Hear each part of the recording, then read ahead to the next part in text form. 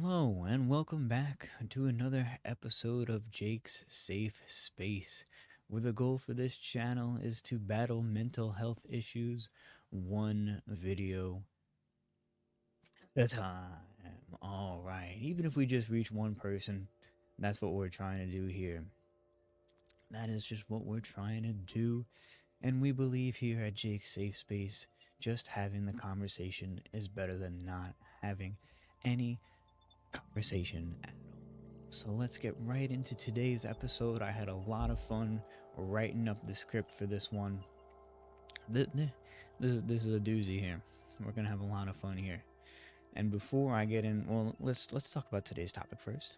Today's topic is neurodiversity. And before I get into today's topic, I've mentioned this in previous episodes. For the past, I would say, 8 years, I've worked with individuals with developmental and intellectual disabilities. So I'm not a social worker, I'm not a doctor, I'm not a therapist, I'm not any of those things. I'm just a DSP, so I work in the field. But like I said, not a doctor, not a therapist, not a social worker. But I work in the field, so I have a little bit of experience with this, we can say. That is my disclaimer for this video. But let's move on. So today's topic is neurodiversity. So let's get into some terms here. First term is, what is neurodiversity? Neurodiversity is the natural variation in how humans think, learn, and process information. Now, there is no right or wrong way for a human brain to function. Let's get that out of the way. All right, there's no right or wrong way. All right, we may think differently, we may have different opinions, but there is no right or wrong way for how our brain processes information. I'm sorry, I'm just making sure I'm recording. Okay, there's no right or wrong way. All right. Now, what is neurotypical? Now, this is where it gets. This is the term for people whose brain functions, processing styles, and behaviors are considered, and I have in quotes here, standard or typical by society. And standard and typical by society. So that is neurotypical. Okay. Now, we're getting into neurodivergent. What is neurodivergent? This describes an individual whose brain processes information differently from what is considered typical. Neurotypical. Okay, so we have neurotypical and neurodivergent. Now, there is no right or wrong, it is just different. Okay, so typical is what society considers normal or standard, and divergent is what we consider straying away from what is the societal norm. Okay. Now we have different examples of neurodivergence, and I'm sure we've all heard of these terms before. But what I have here is these are like the most common ones that we've all heard of. Okay. Different examples of neurodivergence. Let's get right into it. First one is ADHD, or Attention Deficit Hyperactivity Disorder. And now what we're going to do is I'm going to mention the term, I'm going to mention a few things about it, and then I'm going to break down key learning techniques for each one, okay? So first one, ADHD. What is characterized by persistent patterns of inattention, hyperactivity, and impulsivity.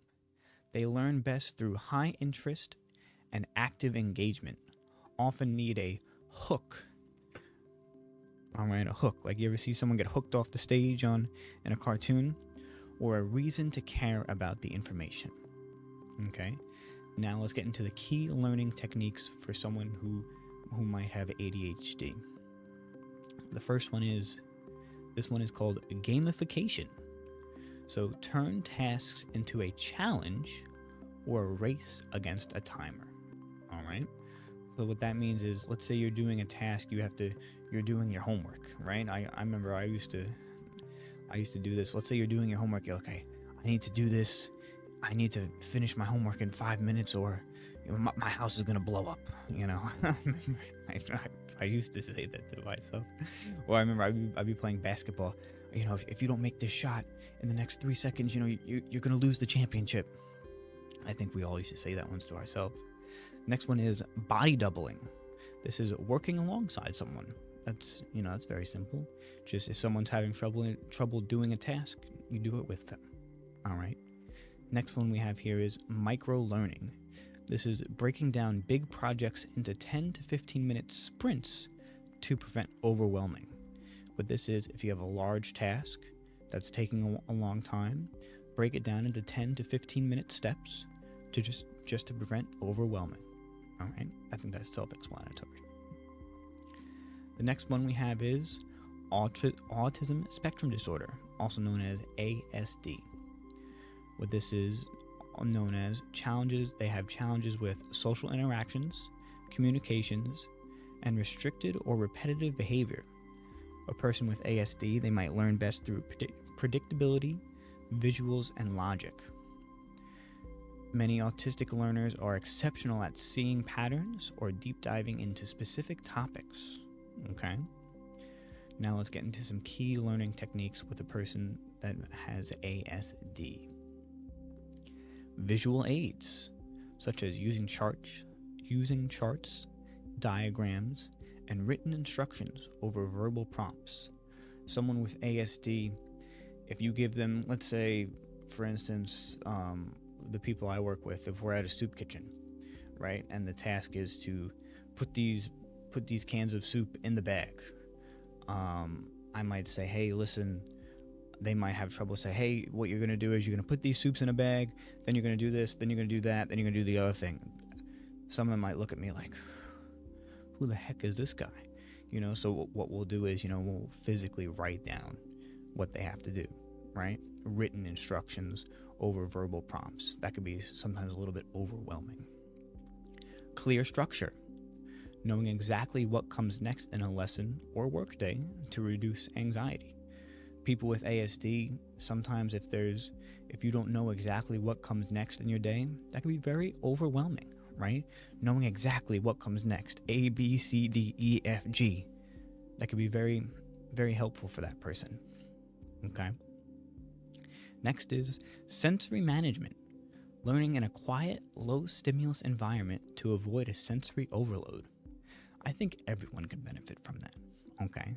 I'd much rather work in a very quiet place than, I think we've all seen, let's say, like the stock market, like those places where everyone's screaming and yelling and papers are flying. I think we've all would rather work in like a library than, like the New York Stock Exchange place.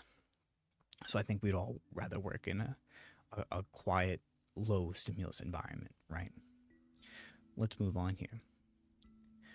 Next is obsessive compulsive disorder, or OCD, characterized by a cycle of obsessions, unwanted, intrusive thoughts, urges, or compulsions.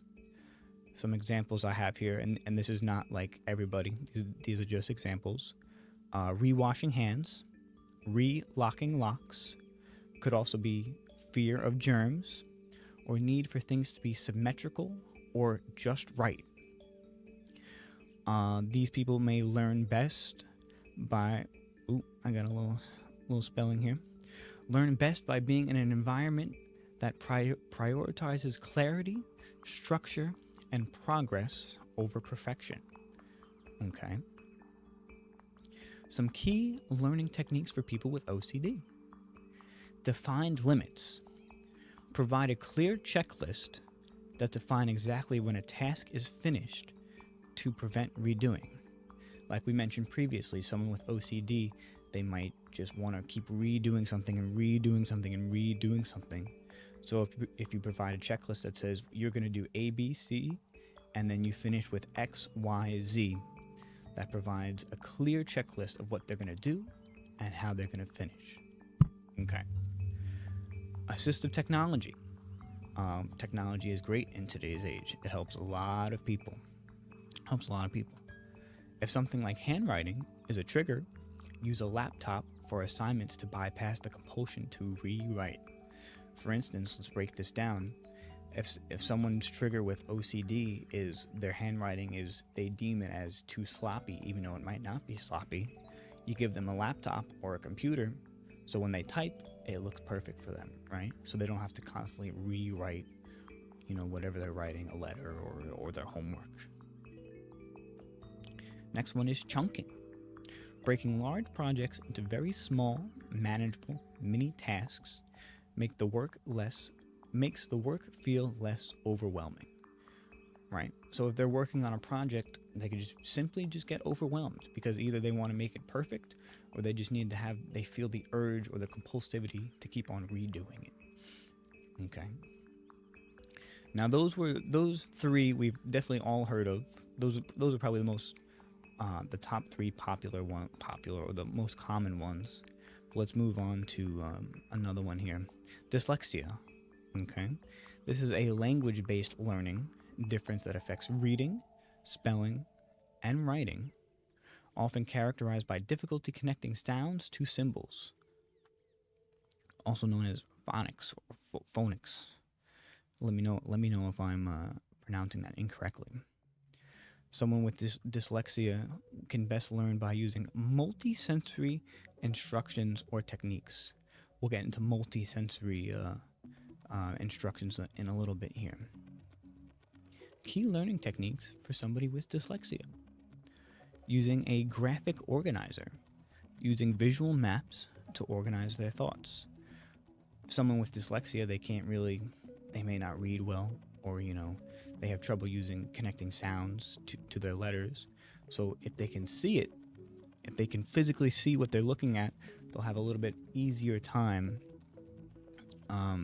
using words, trying to visualize the words and what they want to say, right? Assistive technology, again, this is where technology really helps.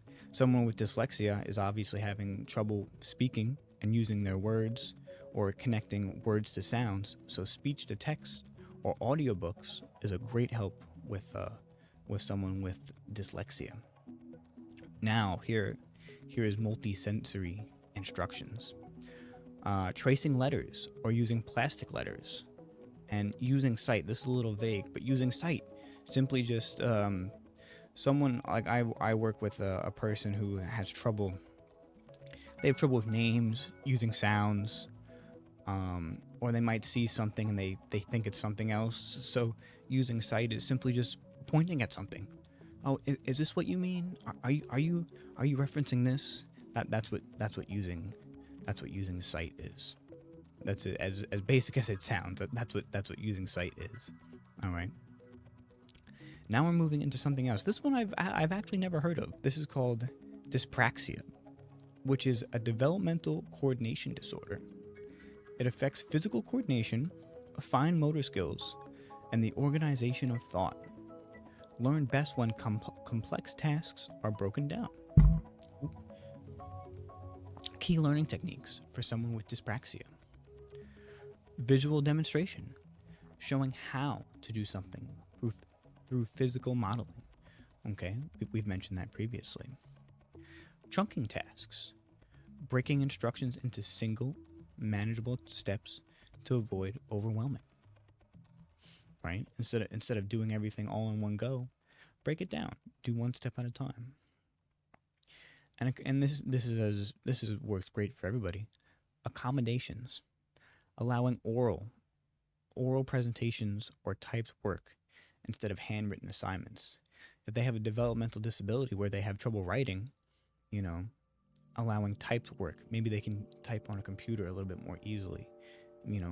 Handwriting might be a little bit more challenging for them. Okay. In conclusion, if you feel you are neurodivergent, if you feel your brain works a little differently, as always, and I'm going to say this in every single video, reach out to your natural supports. And remember, you are not alone. There is nothing to feel bad about. Once you identify how your brain learns best, that difference becomes your superpower. And I mean it. And that's why I really had fun recording this video. learning about all the different types of neurodivergences, really, really interesting. But as always, thank you so much for watching. I had a lot of fun recording this. If you enjoyed this video, please make sure to like, comment, and subscribe. And remember, as always, you are loved. Thank you so much for watching.